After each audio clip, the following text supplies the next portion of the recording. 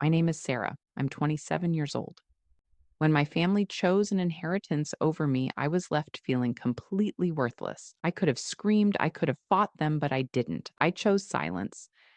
That silence ended up being my answer, and it showed the true price of their greed. This is the story of how letting go led to an outcome they never ever saw coming. For most of my life, I thought family was an anchor, the people who were supposed to have your back no matter what. I grew up on stories about my grandparents, how they built a successful little business from scratch. That legacy was meant to provide for all of us to keep us close. It was a nice idea, and for a long time it felt real. My relationship with my parents and my older brother Mark was pretty normal. We had Sunday dinners, we did holidays, we were a family. At least that's what I thought. The first crack in that foundation wasn't some big explosion. It was a quiet, chilling conversation. My grandmother passed away, and then a few months later, my grandfather followed her. Losing them left a huge hole in our family. But right in the middle of all that grief, something ugly started to creep in. The talk about their estate, about the inheritance, started almost right away. At first, it was just whispers. Then it turned into these hushed, tense phone calls that would stop the second I walked into a room. My parents and Mark started having meetings without me. When I'd ask what was going on, it was always the same thing. Don't you worry about it. It's complicated. I tried to believe them. I was in my early 20s, just about to finish college, and the world of wills and trusts just seemed like this distant, intimidating thing. I trusted them to do the right thing. That was my first mistake. The day the betrayal became crystal clear was a gloomy Tuesday afternoon. I got called over to my parents' house for a family meeting. I walked in thinking we were going to talk about how to honor my grandparents' memory. Instead, it was an ambush. My parents were on the sofa. My brother sat in the armchair across from them, and there was a thick manila envelope on the coffee table. The whole thing felt like an interrogation. My dad cleared his throat, avoiding my eyes. "We've gone over the will," he started, his voice all strained, "and we've decided on the best way to move forward, to protect the family assets." Mark picked up right where he left off, his voice cold, all business. "The company and the properties, they need to be consolidated. It's a complex financial thing. We have to liquidate some assets to handle taxes and secure the investments long term." I just nodded, still totally lost. "Okay, so what does that mean for me?" There was this long, heavy pause. My mom finally looked at me, but her face was full of pity, not love. "Honey," she said, her voice shaky, "the way the finances are structured, it's just not possible to split everything four ways right now. Mark needs a big capital injection to take over the business and modernize it. Your father and I have to secure our retirement, your portion. It's going to be absorbed." I just stared at them, my brain short circuiting. "Absorbed? What do you mean?" "Absorbed." Mark sighed, like I was a little kid he was tired of explaining things to. "It means there's no share for you. We're giving you a one time payment, $10,000 to help you get on your feet." $10,000. My grandparents' entire life's work. All the stories they told me about making sure all their grandkids were taken care of boiled down to $10,000. The silence that followed was deafening. I looked from my father, who was now staring at the carpet, to my mother's teary eyes, to my brother's cold expression. This wasn't a meeting, it was a verdict. They'd made up their minds long before I got there. Why? It was the only word I could choke out. "It's not personal," my father mumbled. The classic excuse for doing something deeply personal. "It's just business." But it was the most personal thing that had ever happened to me. They weren't just taking money, they were taking my spot in the family. They were telling me that in the equation of their lives, I was the one who could be erased. In that moment, I felt the ground crumble under me. I felt betrayed, and it dug up every single time I'd ever felt like I wasn't as good as my successful older brother. I didn't yell, I didn't cry, not there. A weird, cold calm just washed over me. I stood up, looked at the three of them, my so called family, and felt like I was looking at strangers. I understand, I said, my voice totally flat. I didn't touch the envelope. I just turned and walked out the door, leaving the $10,000 and my entire life as I knew it on that coffee table. That was the last time. It's the last I'd speak to them for a very, very long time. The next few days were a complete blur. I felt like a ghost in my own life. That feeling of being abandoned was suffocating. My family's message was loud and clear. My feelings didn't matter as much as their money. It makes you feel completely worthless, like your whole identity has been erased. I couldn't sleep. My anxiety was through the roof, and a deep depression made it hard to even get out of bed. For weeks, I just went through the motions, going to my part time job at a coffee shop, coming home to my tiny apartment, and just staring at the walls. I kept replaying that conversation in my head, picking apart every word, every look. Their excuse, "It's just business," echoed constantly. It was such a cold, cruel justification for pure greed. But the more I thought about it, the more I realized this wasn't some sudden break. It was the result of years of little things. My parents had always praised Mark's ambition, his drive to be like our grandfather. My path, studying literature, wanting to teach, was always seen as sweet, but not something that makes real money. I finally understood that my worth to them had always been tied to a dollar amount. In those first few weeks, some part of me really expected them to call, to apologize, to say it was all a huge mistake, but my phone stayed silent. Their silence was a weapon, a way to punish me for not just taking their deal.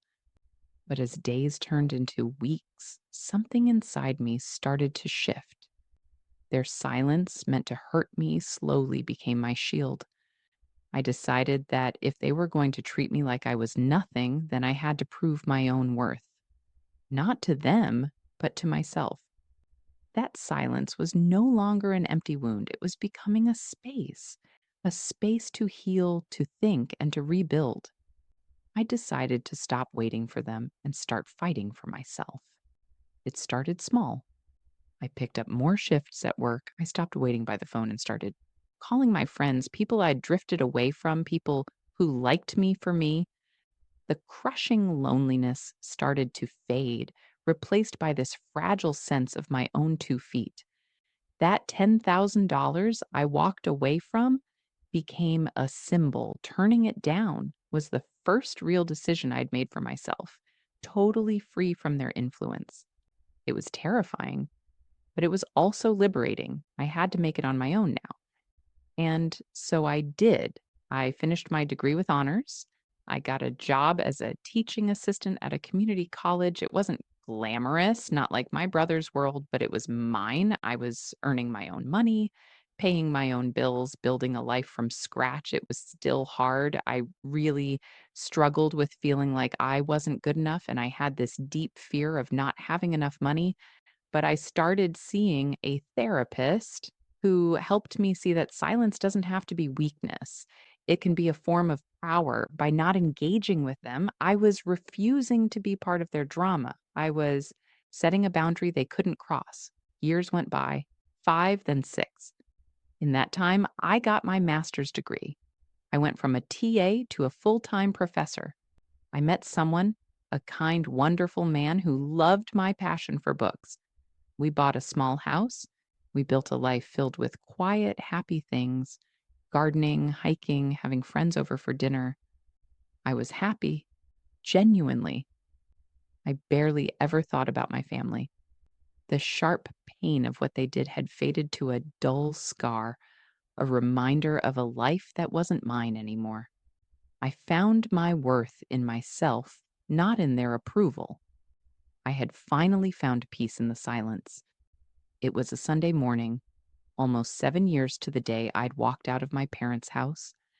My husband and I were in the kitchen drinking coffee and talking about our garden when my phone buzzed. It was a number I didn't recognize. I almost ignored it, but for some reason I answered, "Hello?" There was a pause, then a shaky voice I hadn't heard in years. "Hello? Is this Sarah?" It was my mother. Her voice sounded thin, so much older than I remembered. It felt like all the air got sucked out of the room. For just a second, I was 22 again, standing in her living room while my world fell apart. "Yes," I said. My voice was surprisingly steady. "Oh, Sarah, it's your mother." She sounded like she was about to cry.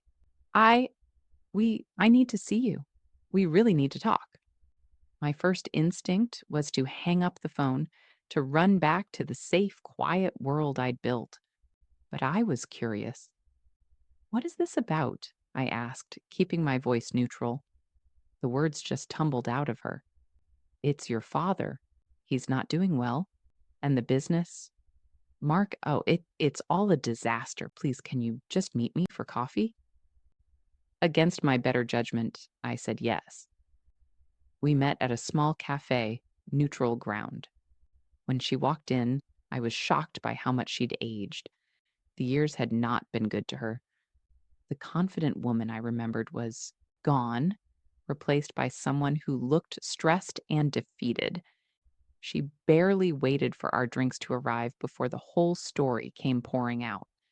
The business, the one they'd torched our relationship for, was failing. It turns out Mark wasn't the genius they thought he was. He'd made a bunch of reckless investments, tried to grow too fast, and took out huge loans against the company. Now, the creditors were closing in. The inheritance they had so carefully consolidated was almost all gone. "And your father," she went on, her voice breaking, "the stress, it's destroyed his health. He had a small stroke a few months ago. The medical bills are piling up. We we might lose the house." She looked at me, her eyes pleading. And then it came. The real reason for the call after 7 years of nothing. "We need your help, Sarah," she whispered. "Mark said you're doing well, that you're a professor, you have a house. We don't have anyone else. We need a loan. We need a big one." I just sat there, stirring my coffee, letting the silence hang in the air. It was so predictable. The family that chooses money always hits a wall and comes back to the person they threw away expecting to be saved. They had created their own hurricane, and now they wanted me to be their shelter. I took a slow sip of coffee, collecting my thoughts. The old Sarah would have been a mess of anger and hurt, and maybe she would have felt a little smug. But the woman I'd become over those 7 years of silence was different. I was calm. "I'm sorry to hear about Dad's health," I said, and I really meant it.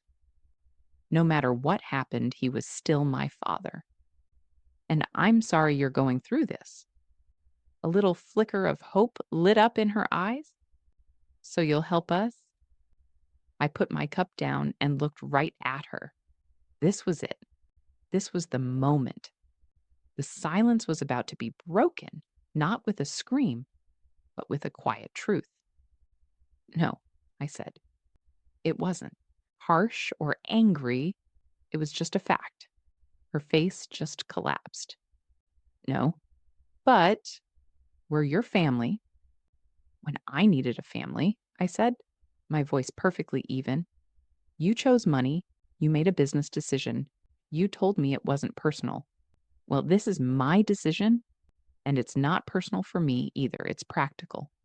She started to protest, her voice getting higher. But you don't get it. We could be homeless. Your father, I do understand. I cut in gently but firmly. I understand what it feels like to have nothing. I understand being terrified about paying your rent. I get it because that's exactly where you left me. You offered me $10,000 to get on my feet, and I did. Without a penny from you, the life I have now, my house, my career, I built all of it. My husband and I built it on the foundation of your absence. Tears were rolling down her cheeks now. That was a mistake, Sarah. We know that now. We were just trying to protect the legacy. You weren't protecting a legacy, I corrected her. You were feeding your own greed. A legacy is about people, it's about love and support. You traded all of that for numbers on a spreadsheet, and it turns out you weren't even very good at the math. I reached into my purse, took out my wallet, and placed a $100 bill on the table. This is for your coffee, I said, and for Dad's. As for the rest of it, you're in a mess you made yourselves, just like I was. I'm sure you'll figure it out. I stood up. She looked up at me, just completely broken. For a split second, I saw the mom I used to know, and I felt a pang of sadness. But it was washed away by the deep sense of peace that comes from finally, truly choosing yourself. I hadn't built my own life just so I could hold it over their heads one day. I built it so I could never, ever be controlled by them again. This wasn't punishment, it was self preservation. I wish you the best, I said quietly. Then I turned and walked away, leaving her with the consequences of her choices, just like they had left me with mine. The silence that followed me out of that cafe wasn't empty anymore. It was full, full of strength, peace, and the quiet victory of self respect. That was the last time I ever saw my mother. I heard through a distant cousin a few months later that they'd sold the family home and moved into a small rental. Mark declared bankruptcy. The empire they'd sacrificed me for had turned to dust. People sometimes ask if this was my revenge. It was never about revenge. It was about reclamation. It was about taking my own worth back when other people tried to tell me I didn't have any. Sometimes silence is used as a weapon to control you. But if you choose to step away, you can turn that silence into a sanctuary. It becomes the quiet place where you get to heal, grow, and build your life on your own terms. The biggest lesson I learned is biggest that real wealth isn't about inheritances or bank accounts. It's about the peace you feel in your own home. It's having people in your life who love you for your heart, not your wallet. And it's knowing deep in your bones that your worth is something you own. It can't be given to you, and it can never be taken away. They chose money, and in the end, that's all they had. I chose myself, and I ended up with everything. What would you have done in my shoes? Let me know in the comments. I read every single one.